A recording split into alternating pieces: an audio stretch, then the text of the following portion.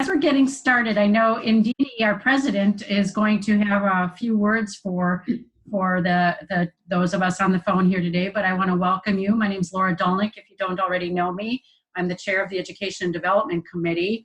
As we get started here, we'll have Ndidi say a few things. Ndidi Yautjer, as you know, is our president. And then Ndidi, if you wouldn't mind turning it over to me, and I'll say a few things to introduce Krista, and we'll go from there. Ndidi? Sounds good. Sounds good. Thank you, Laura. So good afternoon, everyone. My name is Ndidi Yautjer, and I'm very excited to be here, and I'm very excited to hear Krista's presentation today about the Wall of Fear. So excited about that. I just wanted to make a few announcements prior to the webinar starting. One is just wanted to talk a little bit about our schedule, upcoming schedule. So because us Wisconsinites enjoy our summertime, we will not be having any webinars in the month of July, so we'll have July off. There will, however, be a virtual coaches networking meeting this month and next month. So this month, next week, Tuesday on June 18th, we will have the virtual coaches network. And it's just a great opportunity for the coaches to get together online, to share some resources and tools and talk about their businesses. So it's kind of sharing and helping each other out, the different coaches out. So an opportunity to do that, that's next week, Tuesday. If you're interested in that, make sure you register for that. And then we'll also have one next month in the month of July. Some other upcoming meetings that I wanted you all to be aware of is we will have the, we called it the Coach Connections meeting, which you might change the name, but this would be a live event. We had one earlier this spring in April, so we'll have another one coming up September 12th. So I wanted to make sure that you mark your calendars for that. This Coach Connections meeting will be an opportunity to meet live. We'll have 3 meetings running usually at the same time, one in Madison, one in Milwaukee, and one in Walsall. And we'll have the details of that when it gets a little bit closer, but I wanted to at least for at least you to be aware of that, so you can mark that on your calendar. So that would be September 12th. We will also have, looking at my list of upcoming events here, the annual members meeting. So usually once a year we get together to celebrate our members and talk about all that we accomplished this time in the year 2019, and that meeting is going to be October 17th. Once we have the venue and the times available, we'll make sure that that will also be included in the event calendar on the website. So October 17th, make sure you mark that down, that we will have that, and we'll have the venue. We're looking at Madison as a venue, so once we get the details ironed out, we'll send the details, we'll send that out. And lastly, and also more exciting, is we will have this year, it's finally, I should say it's all finalized now. So ICF Wisconsin will be hosting, I should say Wisconsin will be hosting the MRAC, so the Midwest Regional Coaches Conference, the ICF Regional Coaches Conference. So that will be in 2020. So Milwaukee has never hosted it before. We will, or I should say Wisconsin has never hosted it before, but we will be having it in Milwaukee next year. And the dates are September 30th through October 2nd, 2020. So very, very excited about that. They are currently in the process of putting the different committees together. So if any of you are interested in volunteering, then please reach out to Nicole Polito, and she can provide you some insights about the different committees. And if you'll be happy to, we'll be happy to have you help volunteer and help out to put that together. So in the interest of time, I'm going to turn it back to Laura, and you can introduce our speaker today. Very good. Very good. Well, if you don't know Krista Morrissey, by the end of this presentation, you'll know her well. Krista is a PCC level life and leadership coach, and she's the chair of our outreach committee of the ICF Wisconsin chapter. Her coaching practice is Choices Coaching and Consulting, and she's also a 2-time best-selling author. This is my own ad, Krista. I hope you don't mind. Okay. But I can't help but say that my experience with Krista is that her spirit exudes contagiousness. It's just the positivity is ridiculous. And so I can't say enough about your positivity and how contagious that is. In addition to her coaching, she's also very adept and seasoned at designing, hosting, and facilitating women's retreats, much around similar topics to what we're going to hear about today. Krista wants her clients to feel heard and appreciated. She wants her clients to laugh and to say, I want more of that. And I got a little bit of a chill on my leg here, so I'm setting you up well here, I suppose. But she's like, oh, no pressure. But I suspect by the end of this, we're all going to be feeling that same thing. So Krista, glad to have you with us. It's yours. All right, thank you. Well, hello, everyone that is on. I'm honored to be asked. Actually, I was a little nervous at first and looked at Laura and said, you sure? So this is, I am breaking ground on webinar today, so hopefully I won't do anything that'll be too embarrassing. I want to talk a little bit about the topic today before I put the PowerPoint slides up. The wall of fear is something that came from my practice of, and I literally stumbled into it. And when I say stumbled into it, I stumbled into it. So I'm big on, thank you, Meredith. I'm big on movement and coaching. I think when we change our geography, we change our perspective. And I also believe that movement unconstipates our whole being, mind, body, spirit, emotions. So when I can be outside coaching, love it. I spent all day Monday, all day Tuesday out on the kettle moraine trails, in the parks, and you use nature as props. And there's just something magical about it. And so where did this wall of fear come from? About a year and a half, 2 years ago, I was coaching a gentleman and we were out on one of the kettle moraine trails. And we got off the trail and I kind of knew this property. And we were talking about what was holding him back and the fear he had. And we came around the corner and here's this old stone wall. And there's just the wall that faced us and the side wall and everything else had kind of rotted and fell down. And so I said, let's play with this. And so we stood about 20 yards from the wall. And I asked him to describe this fear and then tell me what everything he saw. And he could describe all the nature, everything around us. So at about 20 yards. So then I asked him to move in 5 yards. Now, what are you feeling in your body? What are you seeing? And he described it a little bit. I asked him to move in. Now we're 10 yards away. Now it started to become real. His face kind of started glowing, so I knew there was some sweat going on. And we talked about the fear, what was happening in the body, where were his thoughts, and what happened to the whole nature, the world around him that he had described. It had shrunk, and it's like his peripheral vision was starting to go away. So then we moved into 5 yards, and I saw his whole posture change. And literally, his face was more aglow. He was starting to perspire, and he was talking about it. And then for some reason, I just went with it. And I said, okay, now you need to come nose to nose with your fear. And I asked him to put his nose against a certain stone on the wall that he had identified as his fear. And I watched the sweat trickle down. And I watched his body tense up.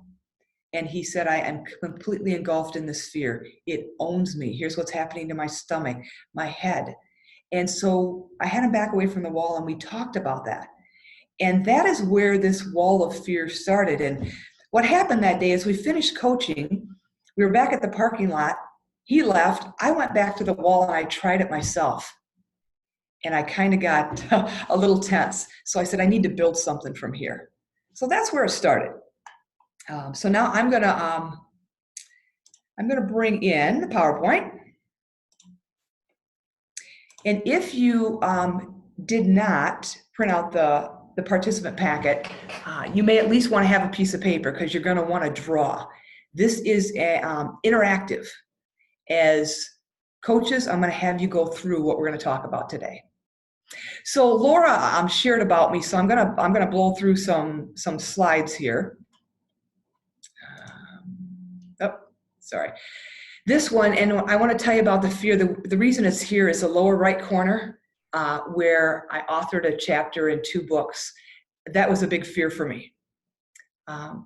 If I walked into a conference or a hotel and there was a conference going on and someone said, oh my gosh, our speaker's plane didn't make it, we don't know what we're going to do. I'd feel comfortable walking over and saying, hey, what's your topic?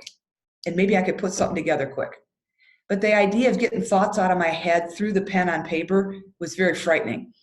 And so those of you that write well, thank you. It's amazing how much time I spent on just 2 chapters. So this is what I do. I speak, I'm a life coach, organization development specialist. So everything in my world is about people, process, tools.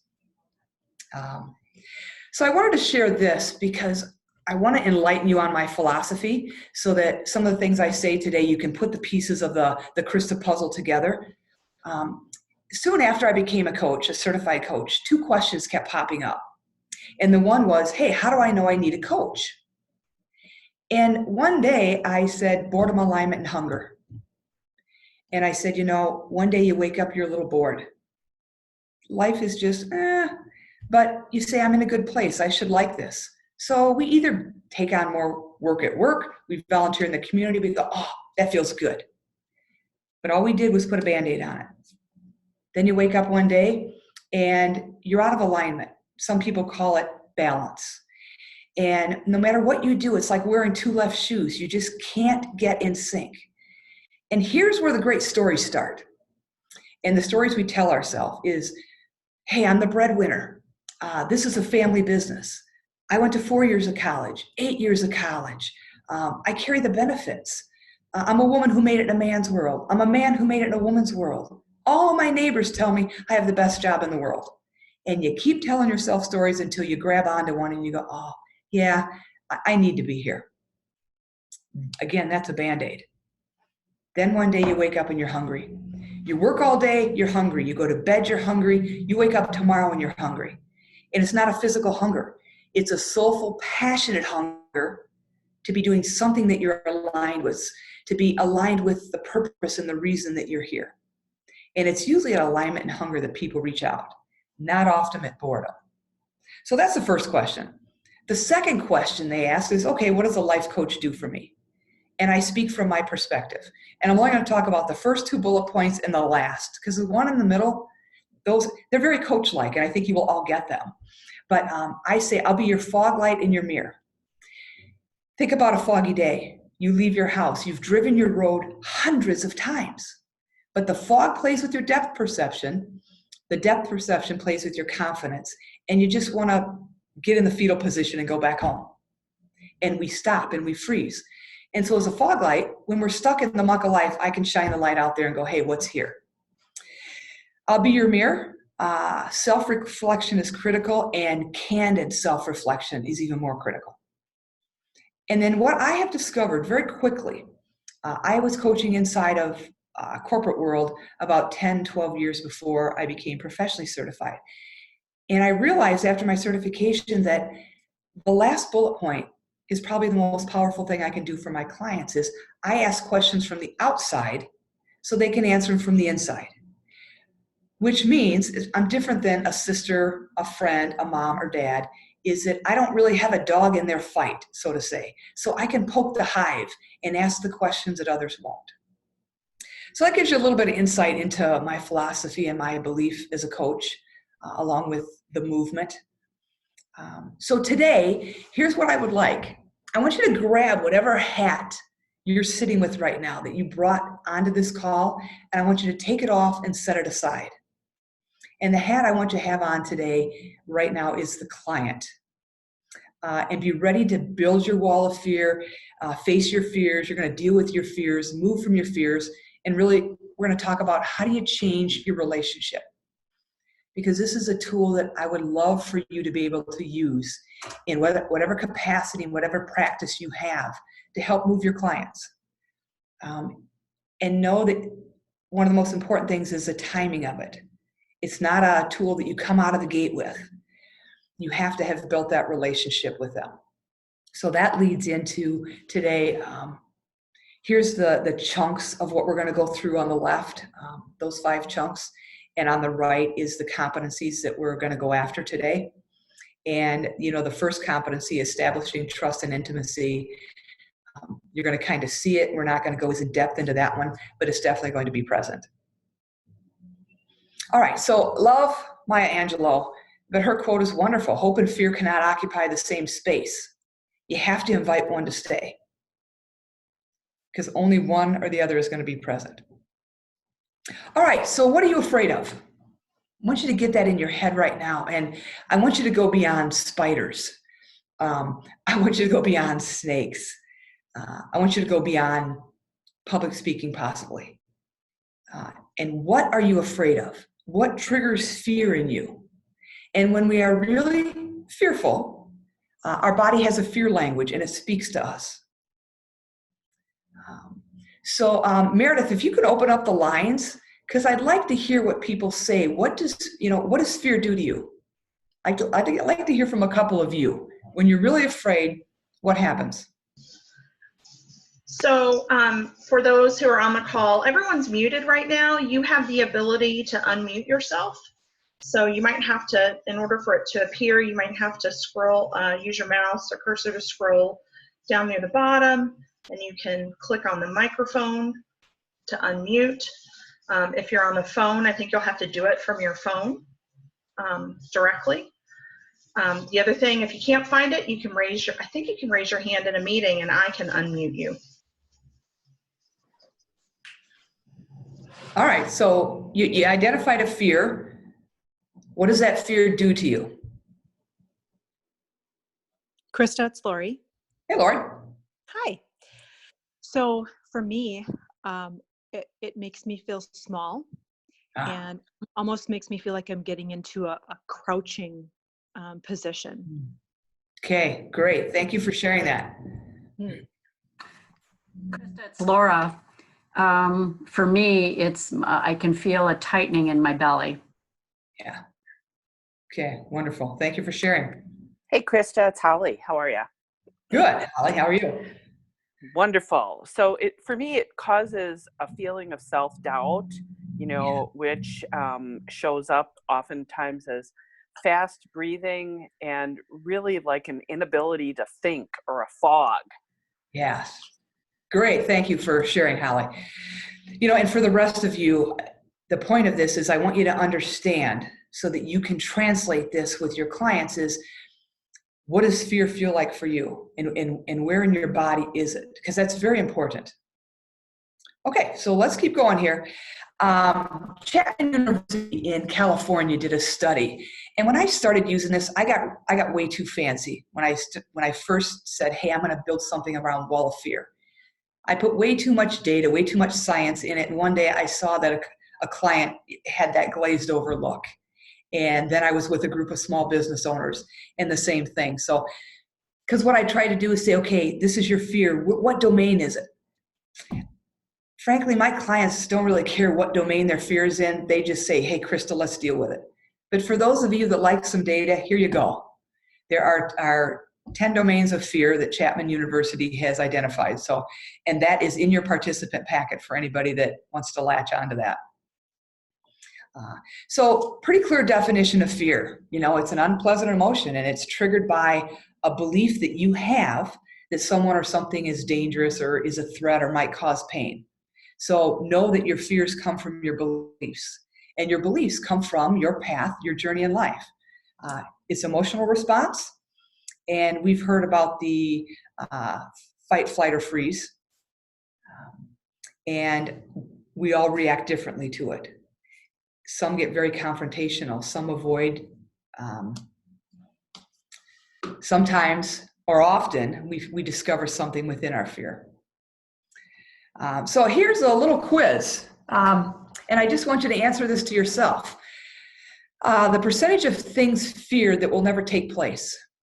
What percentage do you think that is? 60%. Percentage of things feared that happened in the past and cannot be changed. What's your guess? 30%. Percent of things that are considered to be, percent of things feared that are considered to be insignificant issues. 90%. Whew. And then percent of things feared in relation to health that will not happen. 88%.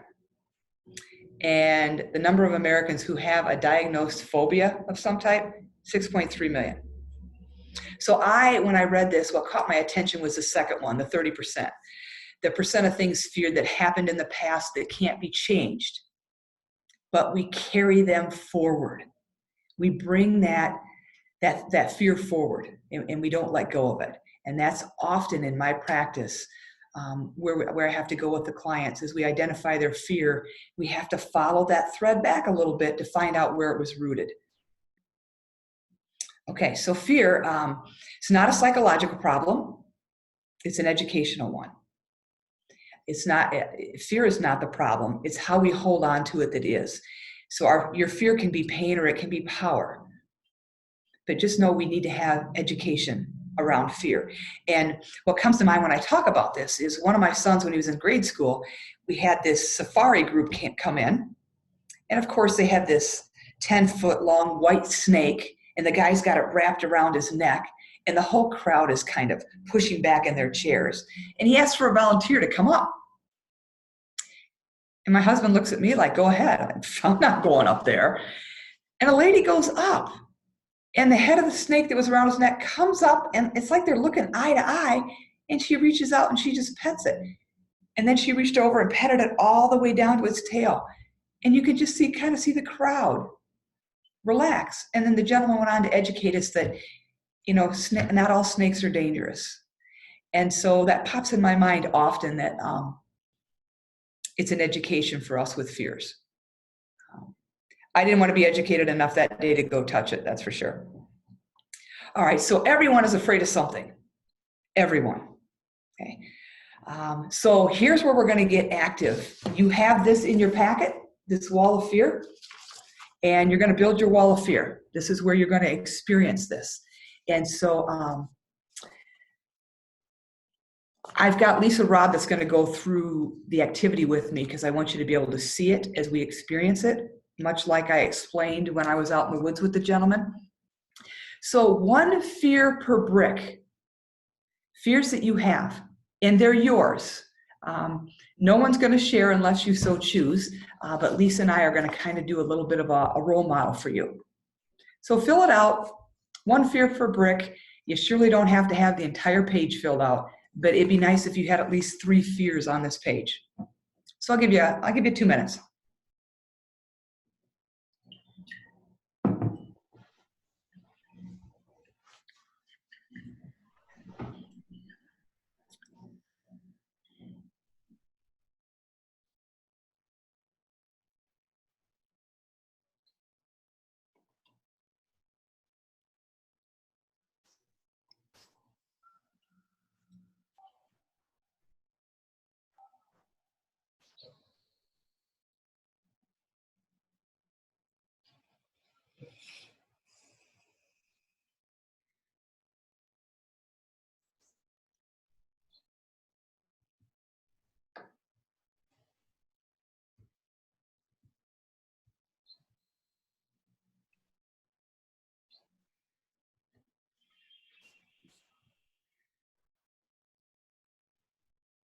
We got about 30 seconds left.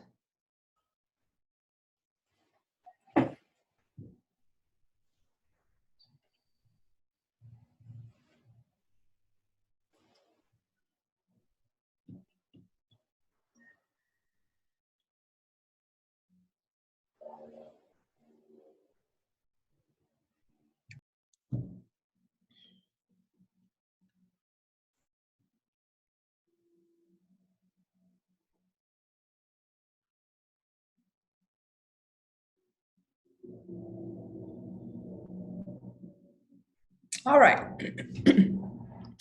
So some of you might have, I got to get this off my screen. Some of you might have a wall that looks similar to this. But for everyone on the call, I would like you to pick the 1 fear that really stands out, that is the strongest for you.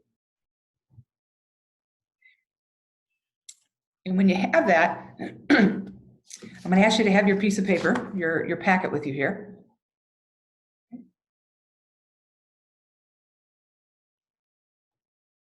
Okay, we're going to talk about shattering the fears. And when I say shatter, it is about changing your relationship with it. So, Lisa Robb, are you ready? I'm ready. Okay. So, hey, Meredith. Yes, ma'am. Can I get Lisa larger on the screen? That is your control. Yeah. And I don't know, I think I'm going side by side mode. Okay. It doesn't get her super large, but it reduces the size of your slides. Yeah. Do you have to have your slides shared right now? I do not. Okay, so you could stop share, and I think Okay. Lisa would get, her picture might get bigger.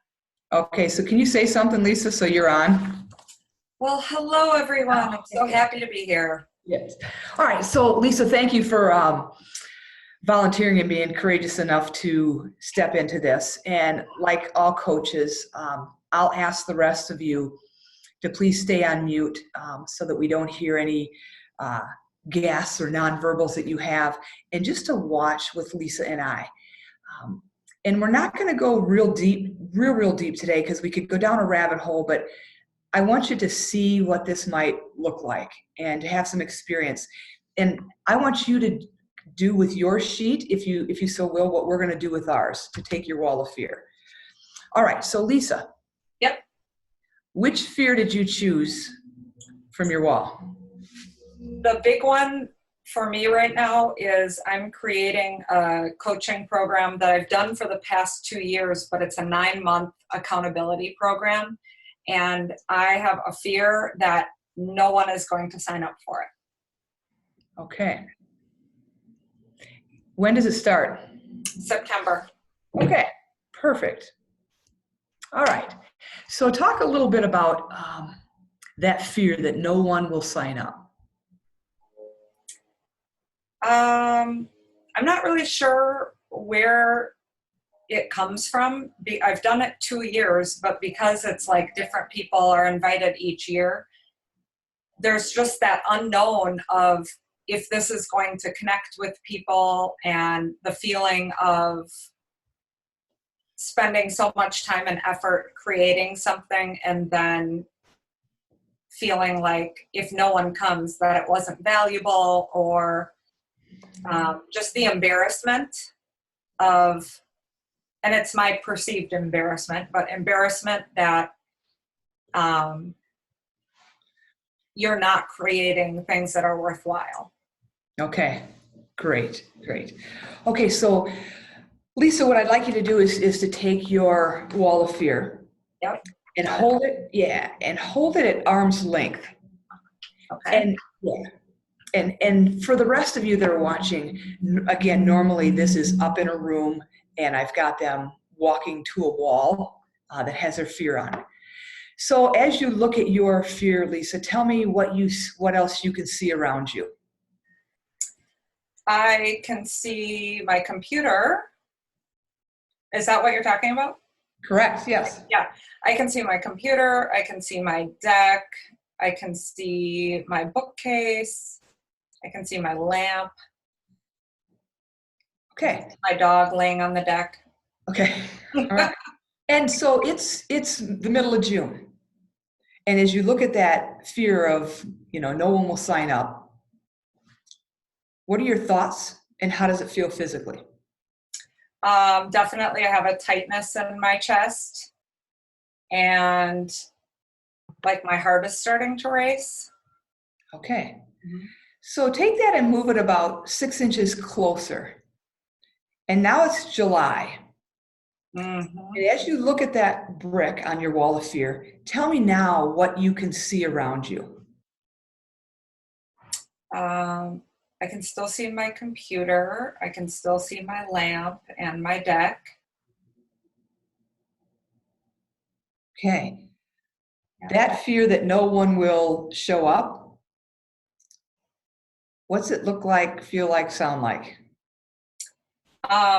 Well, I felt a little bit better when you asked me to, like, what else I could see around it. That was like comforting, but then when I focused in on the brick again, I almost felt like it moved up to my throat, like where I felt like I was choking. Okay. All right. What happens to your productivity, your ability to do with this feeling? Oh, it's I mean, I'm not very productive when I'm feeling like this. I want to freeze. I want to not move forward. I don't want to do anything. Okay. So now, Lisa, I'm going to ask you to move it halfway to your face, Okay. and it's August.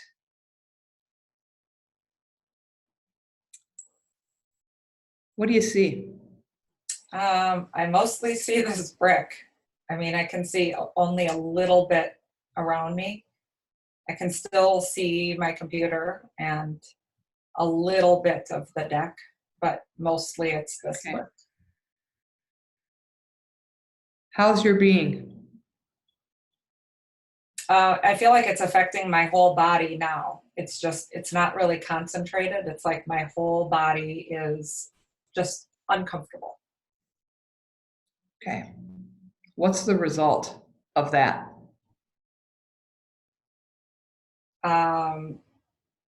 Just feeling like you want to hide, or definitely you're not taking any action. Okay. So now, Lisa, put that brick of no one will show up right against your nose because it's next week. What do you see? Nothing, just the brick. What's going on with Lisa?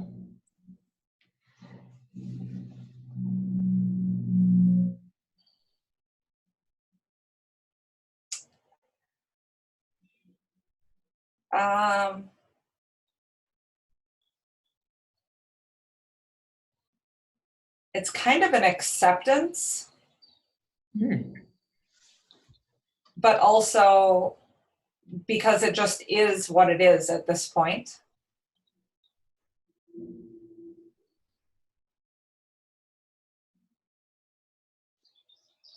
Yeah, but it's all encompassing. What is that?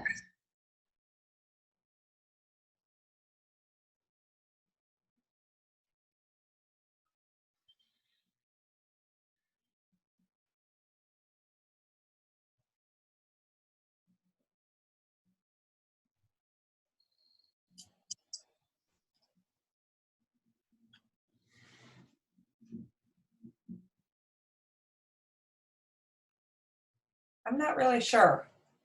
Okay.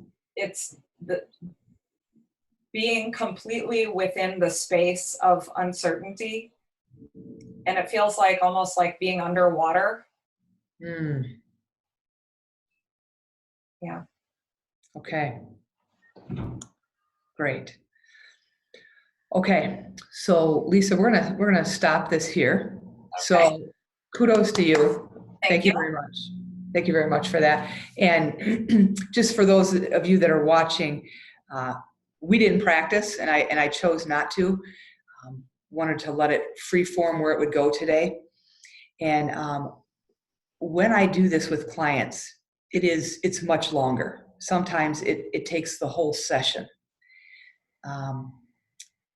So now here's what I like to do. I'm going to go back to sharing the presentation. Okay.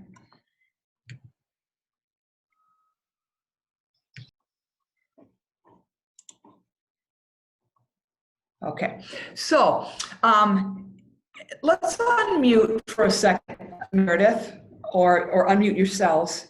And I would like to hear, not anything around, hey, Lisa, how'd you feel here? I simply want to know what you felt as you watched, or what you felt as you went through this, if you were holding your wall of fear and moving it with us.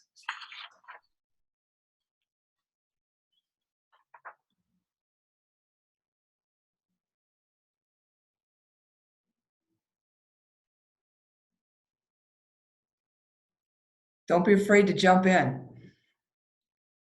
This is Emily. Can you hear me? Yes. Hi. So my thought was when you asked Lisa to bring it to her face, I was like, oh my God. Like I was just feeling that intensity in me. I'm like, well, now what? You know, like there's got to be a solution quick. So it was just that intense, like, oh, yeah, it was interesting. Okay, good. Thank you for that. And Emily, I'm glad you experienced that, because now you will know potentially what your clients are going to go through. Yeah, and how I was feeling it for my thing, so thank you. Right, yeah. Let's take another one. Hello. Hi. Hi, this is Sharon. Hello, Sharon. As the brick on paper was put to Lisa's nose, and I was thinking about my greatest fear, which is loss of family nearest to me, such as husband and son. Yeah. I felt a little like, okay, here's where my spiritual religious training comes in. There's nothing left but prayer. Mm. But that's a problem sometimes when dealing with clients. So I was feeling overwhelmed at that point as to, because I coach bereavement and loss, it's like, Yes. okay, where does that put me when I'm trying to help these people at loss also with that greatest fear? You know, thank you for sharing that, because that was one of the biggest challenges I had. That day when that gentleman stepped nose to nose with the wall, and I saw him sweat and I saw his body tense up, Mm-hmm. it impacted me. And in that moment, you know, your training comes back and says, hey, come on, you're supposed to be in a level 3 listening. And so I actually went through it a couple times with my life coach to say, hey, I've got to get better at not reacting to the client. Mm-hmm. So great self-awareness. Yep. Anybody else want to share? If we take one more? Krista, this is Lisa. Yes. What surprised me about this was, as you told me to bring the paper closer to me, I definitely was feeling worse. Like the closer it got, the worse I felt. And it's almost like the closer it got to September, the worse I felt. But when you said, what can you see around you? When, like, the closer it got, when you drew my attention to what I could see around me, even if I couldn't hear it, like I hear birds chirping or whatever, it was really powerful how that calmed my body down so much to be looking on the outside. And that's really difficult, if not impossible, when it's by your nose. Right. Maybe hear things, but I thought that was a really interesting aspect, because sometimes we can let fear, like we can become overcome with fear. Yes. But when you said, what do you see around you? It was like a calming, like, okay, it's closer, but now that you said that, I feel like it's further away. Okay. So if I had been in the same room with you, Lisa, I would have been really paying attention to your body movement, what was happening. Being on Zoom, the one thing I noticed is the first time I asked you, you had the sheet out to move it, you know, in 6 inches, you moved it quick. And then I said, so that's July. And then moved, you know, June to July, then to August, and you moved it slow. And then September, you brought it in really slow. So that was interesting. And there's 2 things about that vision. Is fear is like a racehorse that puts the blinders on, and that seems like that's all we can see, and we get all consumed with it. The second component, depending on where the client goes, is like Lisa, when I said, what else do you see? The ability to stop putting all the mental energy on the fear to say, hey, there's something else here. Okay. So I would like to take you, I'm just going to switch this up quick so that we can go through this. Is the second page of your packet here is, I'd like you to take that one fear, the biggest fear you had, the biggest brick, and fill it in the cell that says fear. And while you're doing that, I'll talk about, in my practice, what has shown up for me is that with the clients, their fear is real, it's perceived, or it's inherited. Okay. And it helps for them to figure out which one it is. So what do you mean by an inherited fear? My mother couldn't swim. She was deathly afraid of water. Even when we would drive along the river, she would sit really close to my father in the car instead of her passenger seat to get farther away from the water. So I grew up with this tremendous fear of water. And then, as fate would have it, in 8th grade was after softball practice, swimming at the coach's house. His son and a couple of his buddies thought it'd be fun to dunk all of us girls. And they dunked us all. And his son pulled me up, and I went to gasp for air, and he shoved me back down with my mouth open. And if it hadn't have been for me grabbing certain body parts, I don't think he would have let go of me to let me come to the surface. So I've got this fear from my mother. I experienced, ingesting water. Now I'm laying on the deck coughing and thinking I'm not going to make it. So now as I grow and I have 3 boys, what do you think I did? I made sure they had swim lessons from 3 years old up through junior life saving. And so that inherited fear, I had to learn how to live with it and deal with it and realize it's not my own. So I want you to identify in that column, is your fear real, perceived, or inherited? And then what is the impact to you carrying this fear around with you? And you do carry it. It never goes away if you haven't addressed it. So you've got the fear, you've got real, perceived, inherited, then you've got the impact. Now I would like you to answer the question, if I did not fear blank, you're going to write the fear in there, what would I be doing? And again, this is a little premature in the process, but we're here, let's go through this. If I did not fear, I'll use Lisa's, that no one will sign up, what would I be doing? And so I'd like to take 2 or 3 to participate in this as well. You don't have to go into a great explanation of your fear. If you're willing enough, share your fear, the impact, and then what would you be doing if you didn't spend physical, emotional time and energy on this fear?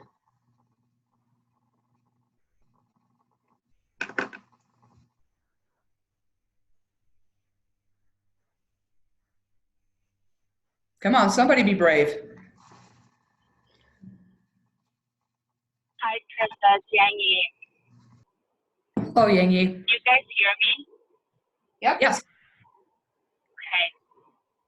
So my fear is, I've been divorced for 3 years now, and so my fear is that if I open up to someone, my biggest fear is for my kids, what if I do some damage to them if I start getting into relationships or start, doing those dating and things like that. So that's like my biggest fear is damaging my kids or hurting my kids. All right. So what's the process? All right, Yang Yi, what's the impact of carrying that fear around? A huge impact. I think it weighs me down. I think it allows me to think way too much about someone, way too much about the relationship, way too much about everything involved, and it probably freezes me quite a bit from what I probably want to do. Okay. So Yang Yi, if you weren't fearing getting into a relationship and causing damage to your children, if you didn't fear that, what would you be doing? I think I would just relax more. I think I would be okay with opening up in relationships and just kind of letting the relationship flow instead of thinking too much, like too soon. yeah, it would just flow. Great. So Yang Yi, what does a Yang Yi that is relaxed, is open up to love, and is letting a relationship flow look like?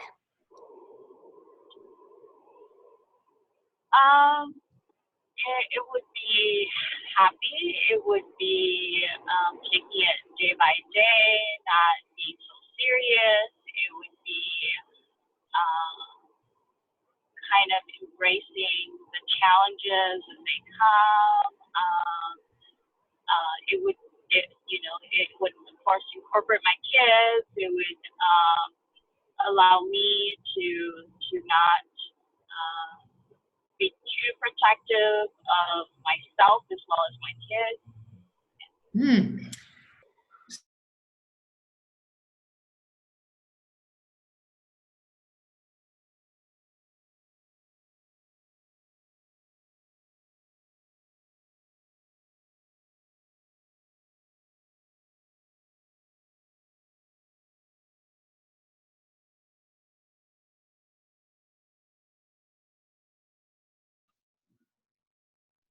Yang Yi broke the ice. Let's take another brave soul.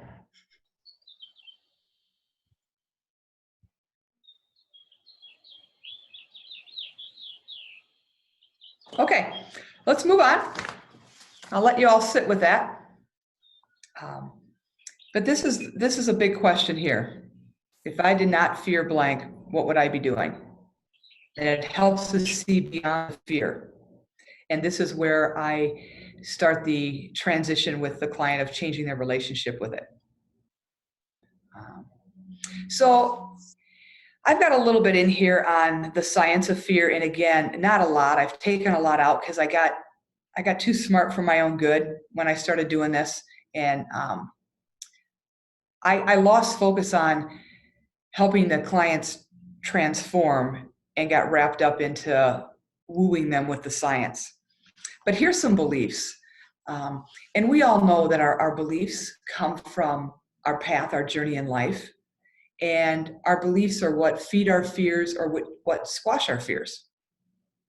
So if you look where you're sitting right now and you find the farthest wall that's in the room you're at, and you go from that wall to where you are now, that's your path in life. And we use it as a filter that quick. Gavin DeBecker wrote a book years ago called The Gift of Fear. And when I was a young female traveling by myself, the safety coordinator at work gave it to me. And in a nutshell, Gavin DeBecker trains FBI, CIA, Navy SEALs, Special Ops, Army Rangers, corporate security. And what he says is we don't listen to our intuition. We put logic over it. And we let the left brain have too much power. And he says every single body has a fear language. And I help my clients when they identify the fear, just like I asked Lisa, is where is she feeling it? Okay, what does it feel like? So that we are aware when that fear starts creeping back in, that we can get it under control based on the relationship change we've had. So, our head rules. That's where all the knowledge is and all the logic, but our gut, that intuition is what makes the decisions. And so there's both the head and the gut when it comes to fear. And here's what happens is, so we look at something, we think we have fear, we're trying to put logic. We put that through our filter, and the filter is our biases. And then we make a decision, good, bad, fear it, don't fear it. Okay? And so that's where our biases come into this. They're our filter, our screen. So an example of how quick it works. Those of you who don't know me, as soon as you got on Zoom and you saw my face, you immediately, that filter in life, you ran me just a split second through your filter in life and you made a decision based on what you saw. That decision you made is correct for your path in life. It is incorrect for you and I here. Okay? So that's how quick it works, and that's where our beliefs come in. And that's why fear can be so strong. And many of you, many have read Crucial Conversations, where this model comes from. You know, the stories we tell ourselves. So I'll go back to Lisa, and she's going to see or hear something about her 9-month program, and the story she's going to tell herself is, no one's going to sign up. No one will sign up. And that story triggers a feeling, and feelings trigger actions. And that's why it's important to ask our clients in this wall of fear is, how are they acting? How are they behaving? So that you can adjust that along with them. Okay, so there's 5 truths on fear. And this is great. As long as you're vertical and you're breathing, fear's never going to go away. Okay? The only way to get rid of fear, or the fear of doing something, is to go out and do it. Okay? And so here's what they say is the only way to feel better is you have to do it first. So the doing comes, and then the feeling comes afterwards. Not only are you all afraid of the unknown on this call, so is everyone else. And we often make ourselves believe that the unknown is unknown because we get fogged in the muck of life. And then pushing through fear is less frightening than living with the underlying fear that comes with feeling helpless, that fear of carrying that fear. So I had a gentleman in my office yesterday, and we have been working on his wall of fear. And yesterday he had a breakthrough, and he said to me, Krista, I'm 6'3", I am 285 pounds. And this fear has been twice my weight for about 3.5 years. And he said, after I left your office last time, he goes, I literally felt 100 pounds lighter, that I had been carrying this with me. And that loss of weight from his perception has changed. It's like a perspective change that we do in coaching when we change perspectives. He's looking at things differently. The lens through which he sees the world is much different. So one of the things that Susan Jeffers talks about with the key to dealing with fear is it starts out as pain and it starts out heavy, but we can turn it into power. And we turn it into power by changing our relationship with it. So what I couldn't figure out how to show you on the call today is the next step that I would do with Lisa. One of the next steps is we really get into detail about that fear. We really get into detail about where she's carrying it in her body and what's the result of it and what's her body's fear language. Because this fear may never go away, but it should get smaller and she'll be able to deal with it. And so when she's got that feeling again, she can recognize it. And so how do you take it from pain to power? And how do you have love and power, or ownership and power go together? And so I talk about what gets in the way. And it's about how we talk to ourselves. It's about the relationship we have with ourselves. And many of us, we know this. But it's easier said than done when that emotional cocktail gets flowing in our body. So it's what we say to ourselves, what we hear, and what we believe. And we have to choose which filter through which we're going to see and view this fear. And as you can see here, it can be very different. So, we look at this, and we've had some wonderful storms lately across the United States, and I've been blown away by some of the photos that are taken. But when you look at this, it's this awesome, massive cloud, and it looks like it has this power. So what I often do with my clients is we go to the yoga mat, because to turn them, to help them transition, they have to change their relationship with this emotion. And I believe that our emotions, which fear is one of them, they're like toddlers. Think about if you've had children. When they were toddlers, all you had to do is grab your phone, and the first thing they do is came and grab your leg, and they wanted your attention. And what do we have to do? As parents, we simply look down, we go, just one moment. We recognized them, and they were happy. So imagine Lisa right now laying on a yoga mat. We go through a little mindfulness to completely clear her body. Then she comes back in. She walks back into her body, the shell of herself. and meets this fear that no one will sign up. And she will describe it in excruciating detail. Some will even tell me what it smells like. And I will have them walk closer and have them describe how this fear, this massive describe, has changed. And then because fear and love and fear and hope can't live together, in some way I would ask Lisa to show her fear some love or some hope, or to introduce herself. And 90% of the time the clients will say, the fear just shrank. This mass shrank, or it changed colors. Or it's now smiling at me instead of laughing at me. Just like emotions with toddlers, you recognize it. And it's about changing your relationship. So I have them. I would ask Lisa, hey, now that you've either touched, shook hands, hugged, made a caring comment to this emotion, this fear, and it has shrunk. Now you get to ask it a question. And I just watch their body as they're asking the question, and they do it internal. I don't hear the question. And then when they're ready, I say, okay, before you depart, make one comment to this fear. And they'll make a comment. Now remember, they're in this vacant shell of their body. I have them start walking back out the way they came in, and turn around one time and wave or say hi or say thank you, and walk right back out of their body.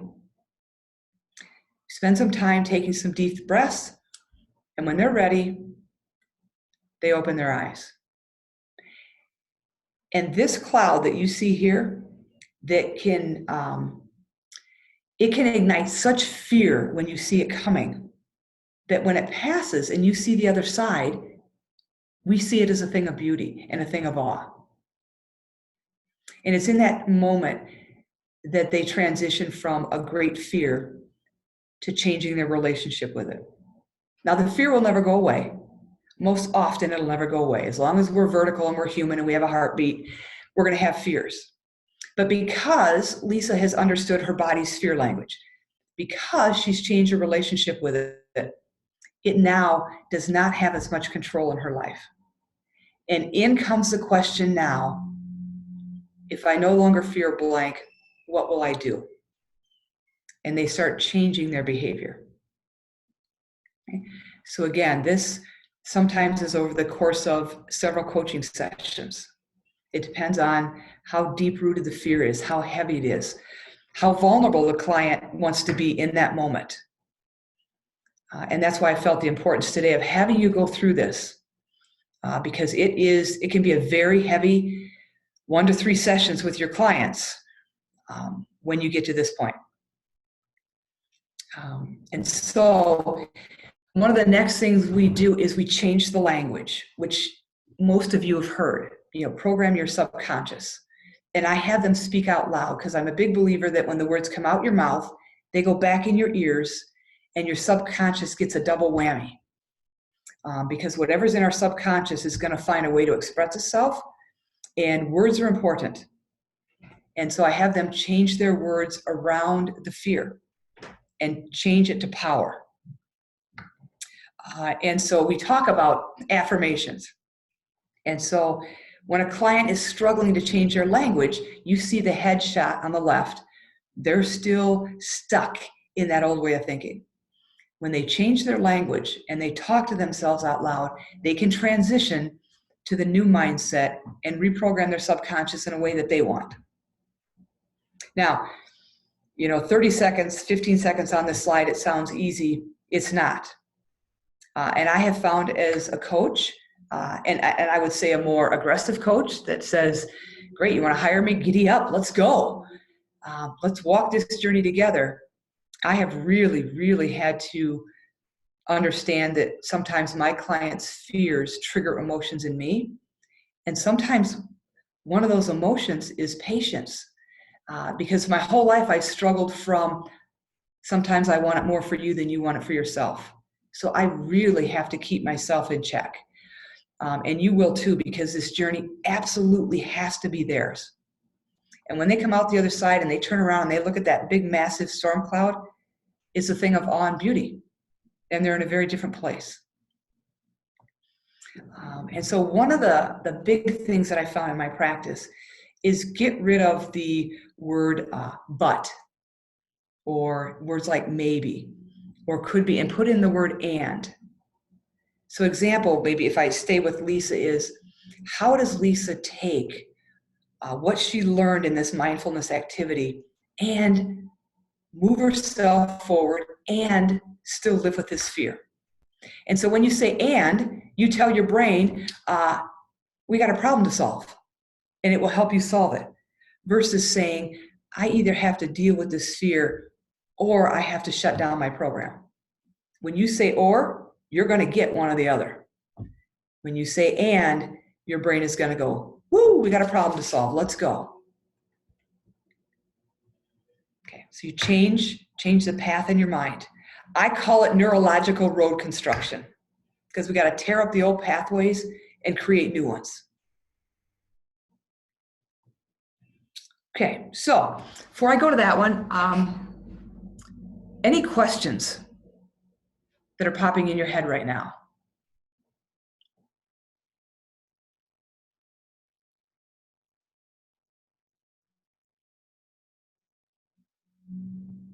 All right, if they do, oh, go ahead. No, Krista, it's Laura. It has more to do with reflecting on the work with my clients, and what you said about being patient. It has to be their journey. Patience with clients was a really great reminder, serendipitously, no matter what. Right. Yes. Yeah. Thank you for that. And you know, Darcy's on the call. I'm sure she's a true testament to the fact that that's one of the things I had to work on in my coaching certification. Is I get really, really excited for clients and their journey and their transformation, and I have to be very careful I don't get out ahead of them. Yeah, I'm relating. Thank you. All right, so here's what I'm going to tell you is when it comes to your clients, they got to own it. Behavior, their growth, their leadership, their confidence, their success. And when I say 1 to 3 sessions, I'm at session 5 on one client right now. But she's owning it, but she's not owning it at a speed that I would own it, but that doesn't matter. She's owning it at her speed. And this is all about relationship management. And I always say the first relationship you need to manage is a relationship with yourself. So you with you before you can go you with others. And then, of course, I love John Maxwell. You know, the most important person you'll ever talk to is you. Be careful what you say, because you hear yourself all day long. And the last thing, kind of in closing, is fear is a gift. It is here, and Gavin DeBecker will say, fear is a gift. It is here to wake us up and make us safe. But if we continue to carry it on and we don't deal with it, it's not our friend. So what I say all the time is I absolutely love Milky Way candy bars. I love them. 1 a month, no big deal. 1 a week, I might start having some issues around the waistline. 1 a day, even if it's fun size, is going to become an issue. Okay? Fear is a gift if we deal with it. And if you can recognize it with your clients and help them deal with it. So I will close as I always close, and then we're going to open it up for questions that we as choosers have the right to choose. But once the choice is chosen, the choice controls the chooser. Meaning, if you choose to say, yeah, I've got some fears, but I'm not going to deal with them. That maybe is a little deep, a little heavy for me. Your actions will follow your thoughts. If you say, ooh, hey, maybe I should deal with a couple fears on my wall so that I can then help clients, your actions will follow your thoughts. Okay? So we as choosers have the right to choose. But once the choice is chosen, the choice controls the chooser. So choose wisely. All right. Here's where we have some questions for you. And for those of you that are on the phone, you can all unmute now. I would like this to be interactive.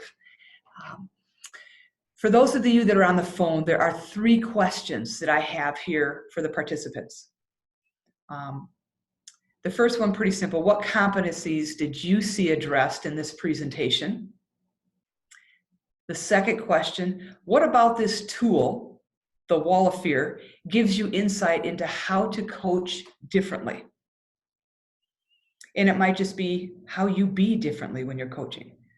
And the third question is a 3-parter. What fear do you need to address?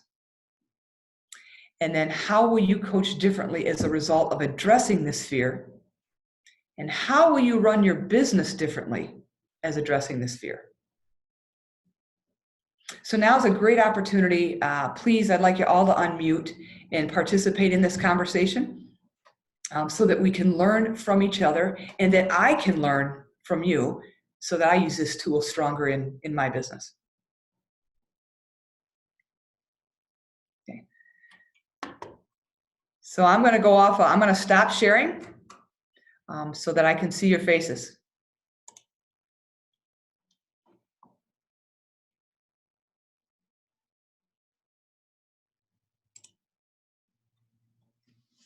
All right. Talk to me, coaches. Everyone hung up. You're there by yourself. No, They're all afraid. yeah.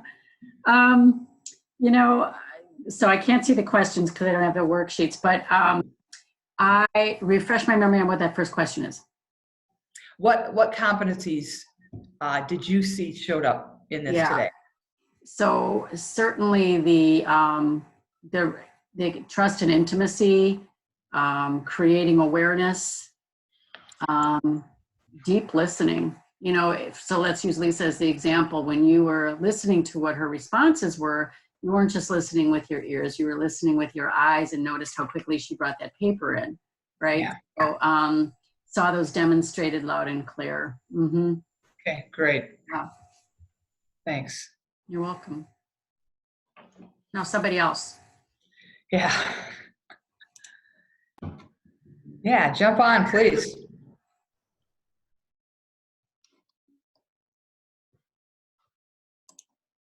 Oh, did y'all take a nap?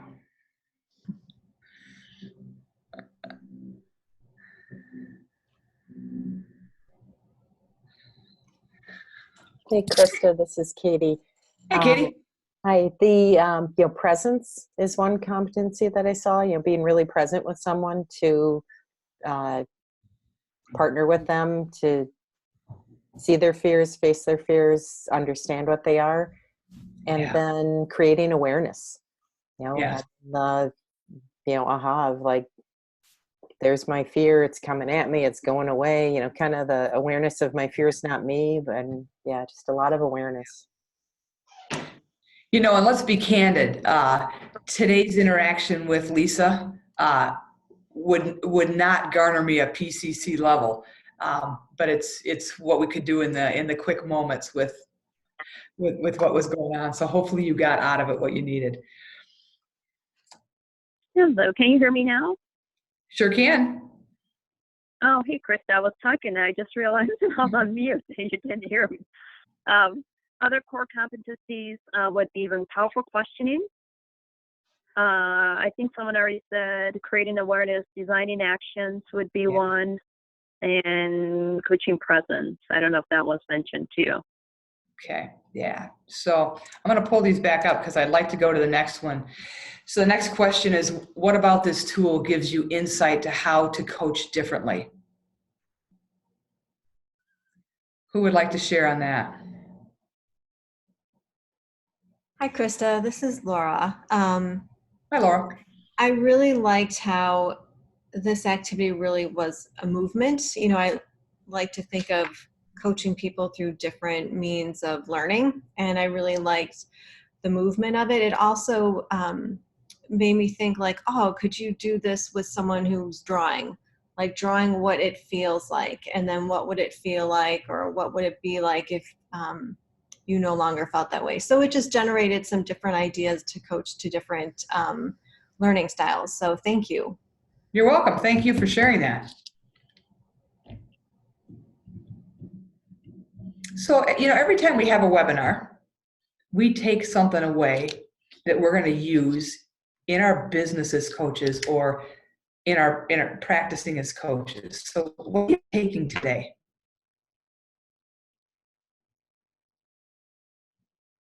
You had mentioned, I think it was you, you really can't, so exploring just other than just the language of coaching, right? I think what you've demonstrated here is the potential and power of body and emotion in the coaching experience for that client. And so for me personally, it will be so I do more leadership coaching than anything right now, but not to be afraid to integrate some of these types of approaches in even leadership coaching, because I think there's absolutely a place for it. So thank you.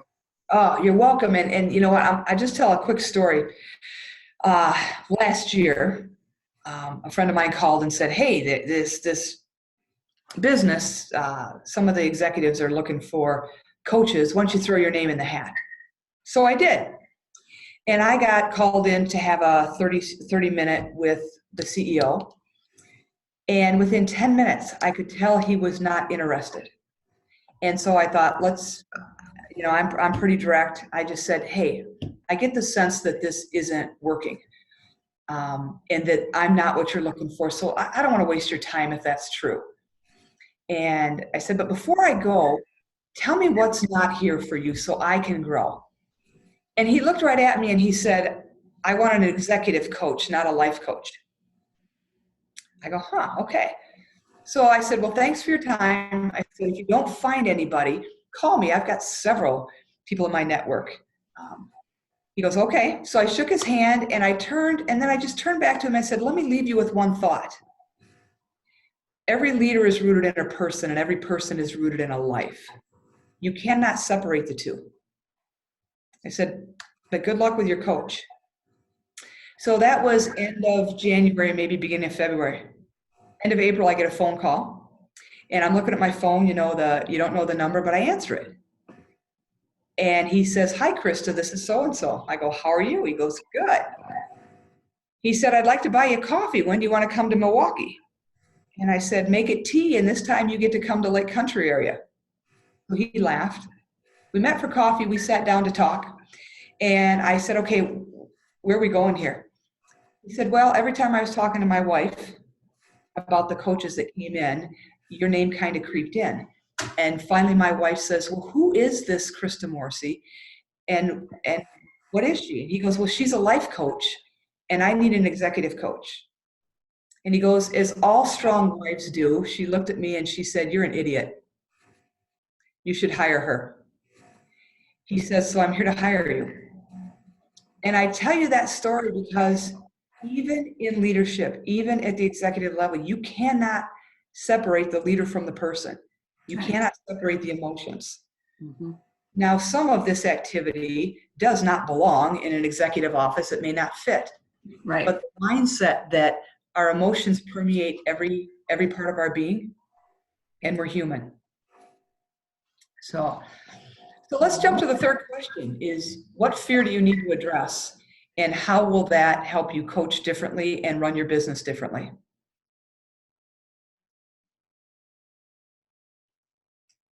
You're all looking at your wall of fear. I can see you. What fear do you need to address? Krista, this is Laura again. I just wanted to share that as I'm looking at my wall of fear, what you said before about the fear doesn't ever go away, but you can shrink it and make it manageable. Right. And I envisioned like the actual wall coming down, and I'm like, when the wall's up, I can't get through those bricks. But if we tear down the bricks, I can maybe eventually just step over it. Like, I have strategies to deal with it. And I think that's a really great way to explain that to clients and what you're doing with them. Yes, thank you for that. That is excellent. I had a client once ask for a pair of scissors, and we had her wall of fear hanging out. She cut it out. And she said it's like now she was not she was not trapped in this room. It's kind of like opening a window. And we went after the next 3 fears in half the time we went after the first one.